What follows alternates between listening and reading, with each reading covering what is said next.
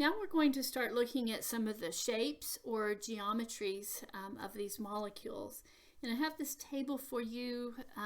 There's also a bigger table in your PowerPoint, but for the experiment, you're just going to need these. And that's because all of the molecules you're doing will have 4 electron groups, which I'll show you that part in a minute. But so these are the 4 geometries all of your ones in the lab will have for their molecular geometry. So let's do some drawing. Let me draw something right here to kind of tell you what this base shape is. So this base shape is called a tetrahedron, and that's like a geometric shape with 4 sides. But when you draw it for a molecule, it looks something like this. It has a central atom, it has 1 straight up, and then it has 3 that kind of come down in a triangle.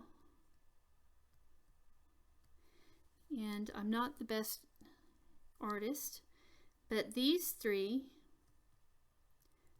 make an equilateral triangle, and they're sitting on the ground. And this is kind of in the middle, and this one, of course, is straight up.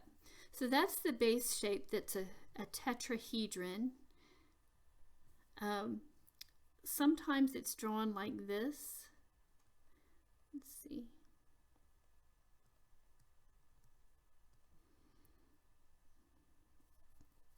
Where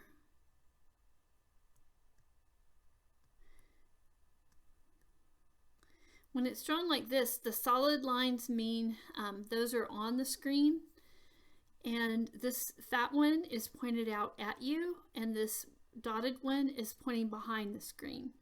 So again, these 3 are flat on the ground. But anyway, whichever way you can see it. Also, there's an animation that's in our lesson folder where you can kind of play with the shapes and see them and stuff. I'm going to divide this up so that we know it's going to get kind of crowded, so that we kind of know what goes with what. Okay, and let's start here.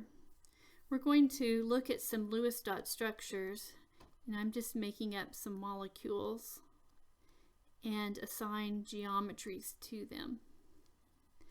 Okay, so first thing we do is we count electron groups, and an electron group is a lone pair of electrons or a bond, and the bond can be single or double. On the lab assignment, all the bonds are single, but it doesn't matter which type of bond. So what we do is we look at the central atom, and we're going to count the lone pairs or bonds around it. And by the way, I didn't put all of these lone pairs out here if they're there, because they don't matter for the geometry. So we're focused on the central atom, and it has 4 bonds. So I'm circling these are the electron groups. There are 4. And the electron geometry is tetrahedral.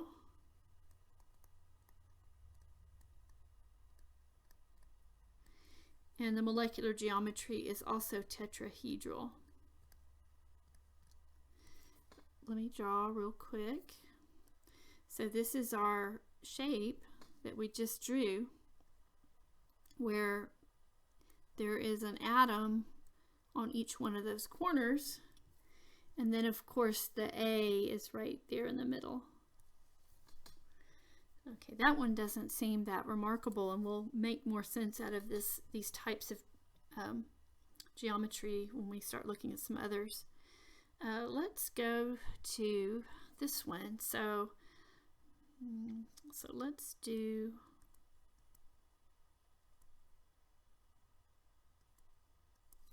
actually, let's make that top one a lone pair.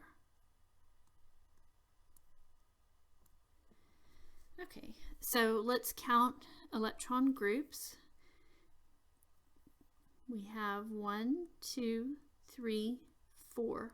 Lone pair counts as a group, so we still have 4 groups. So the electron geometry is still tetrahedral. I'm going to abbreviate that. but let's draw it. So we have our central atom, and then we have our triangle and the one going up. And what's different here is that we don't have atoms in all the positions. We have a lone pair. So I'm going to put 2 dots up there for the lone pair. And these are my bees going around.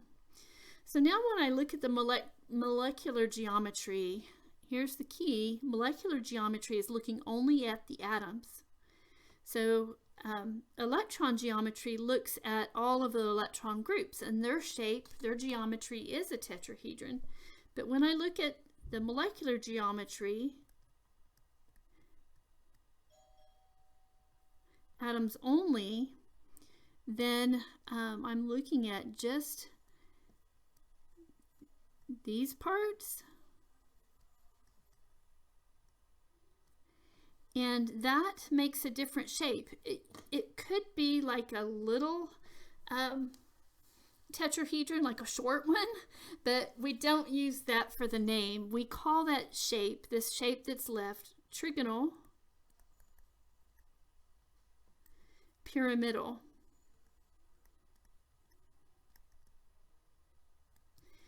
And but anyway, so it's a different shape. So this is a case where the electron geometry and the molecular geometry aren't the same, and that will always happen if you have lone pairs, that they will be different. Let's try another one.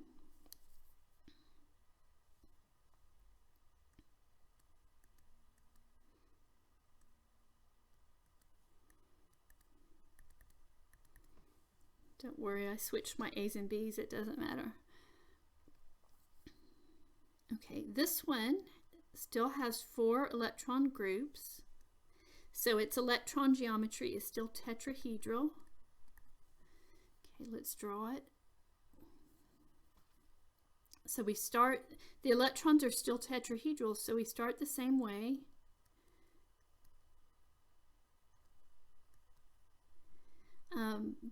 So here's our central atom, but this one only has 2 atoms on it, so I'll put them there and there, and it has 2 lone pairs here and here. So now when we look at the molecular geometry, again, the electrons are tetrahedral, but molecular geometry, we're only looking at the atoms, and we call this shape bent. And we also say the angle here is 109.5 degrees. And the reason that I give the angle is that there's another shape that's called bent that we're not going to see on lab, and it's 120 degrees, so I distinguish the two. Okay, so another one where these 2 geometries are not the same.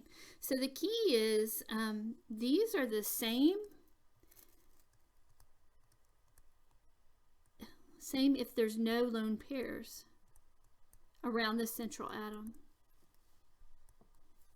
Okay, let's do one more, and this one's almost kind of silly. I won't even do the whole thing.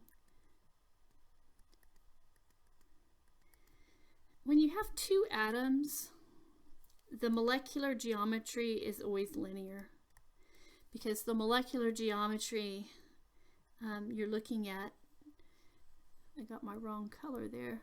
It's not the color I wanted, but you're looking at just the 2 atoms, and they are linear. That's, oops, it's gone now.